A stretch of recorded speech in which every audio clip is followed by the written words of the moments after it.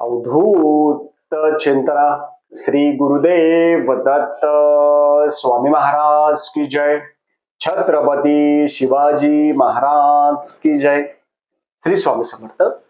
खूप जण म्हणताय मकर संक्रांतीच्या दिवशी एकादशी आली, मग त्या दिवशी तिळगुळ आपण घ्यावे का, तिळगुळ आपण खावे का, नैवेद्य काय करायचा, एकादशीच्या दिवशी सेवा कोणती करायची, त्याच्याबद्दल खूप जणांच्या मनामध्ये संभ्रम आहे की एकादशी आली मग आम्ही नैवेद्य काय करायचं. आपण चॅनलवर पहिल्यांदा आला असेल तर अवश्य सबस्क्राईब करा, म्हणजे येणारे नवीन व्हिडिओ श्री स्वामी समर्थ महाराजांची गुरुचरित्राची आणि नवनाथ पारायणाबद्दल माहिती भेटेल.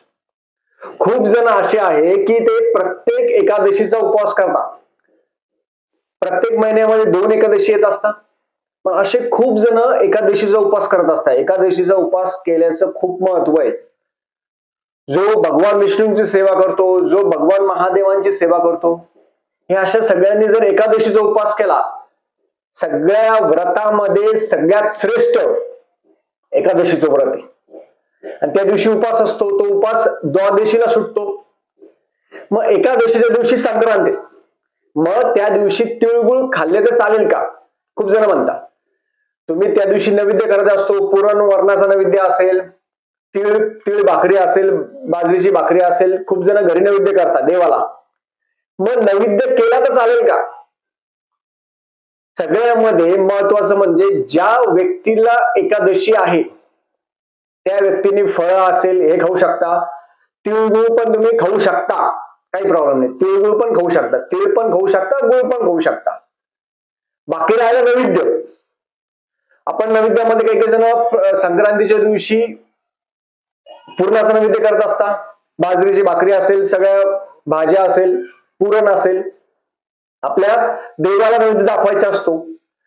ज्यांना एकादशी आहे त्यांनी तो नैवेद्य खाऊ नका, त्यांनी उपवास करायचा. पण बाकीचे घरामध्ये खाणारे जेवणारे असतात तर तुम्ही देवाला त्या दिवशी उपाशी ठेवू नका, म्हणजे आपल्या कुलदेवतेला नैवेद्य दाखवायचा. लक्षात ठेवा, आपल्या कुलदेवतेला नैवेद्य दाखवायचा. त्या दिवशी पुरणपोळी असेल, आपल्या घरामध्ये जे जे परंपरानुसार होत असेल करायचं.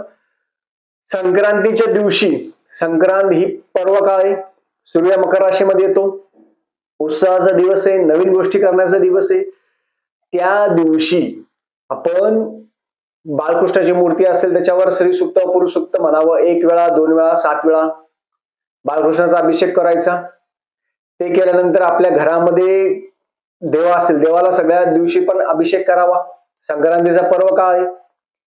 ते केल्यानंतर आपण फराळ खाणारा असाल तुम्ही फराळ खा, पण देवाला नैवेद्य करण्यासाठी तुम्हाला भाजी पोळी जी असेल, पुरण असेल, ते सगळा स्वयंपाक आपण करावा. घरामध्ये कोणी जेवणारा असेल तर करावा. तुम्ही म्हणणार आता आमच्या घरामध्ये कोणीच नाही जेवणार, मग काय करायचं. फळं दाखवू शकता. तिळगुळ तुम्ही खाऊ शकता, तिळगुळाला काहीही प्रॉब्लेम नाहीये. आणि ही एकादशी सगळ्यात महत्वाची. त्या दिवशी व्यंकटेश स्तोत्र जास्त वेळेस वाचायचं, 21 वेळा 51 वेळा व्यंकटेश स्तोत्र वाचायचं. रात्रीचं 1 दिवसाचं अनुष्ठान जमलं तर अनुष्ठान करावं, नाही जमलं तर संध्याकाळी 6 वाजता किंवा दिवसभरामध्ये एकादशीमध्ये संक्रांतीच्या पर्व काळामध्ये सकाळपासून तर रात्रीपर्यंत, रात्री 12 पर्यंत तुम्ही व्यंकटेश स्तोत्र कधीही वाचू शकता, कधीही वाचा.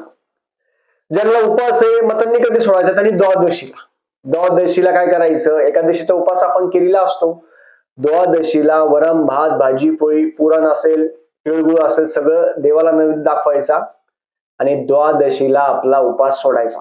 ज्यांच्या घरामध्ये कोणी जेवणारे नाहीये ते एकटेच उपवास करताय, मग तुम्ही द्वादशीला उपवास सोडावा.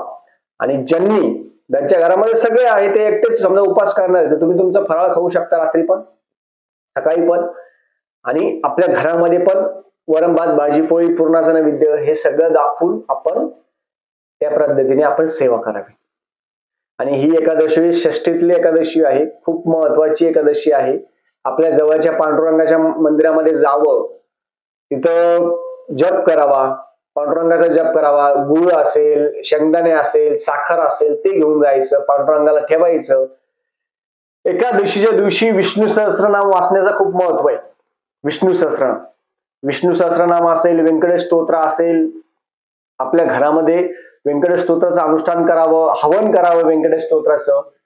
संक्रांतीच्या पर्व काळामध्ये जास्तीत जास्त आपण सेवा करावी आणि हा पर्व काळ खूप महत्वाचा आहे.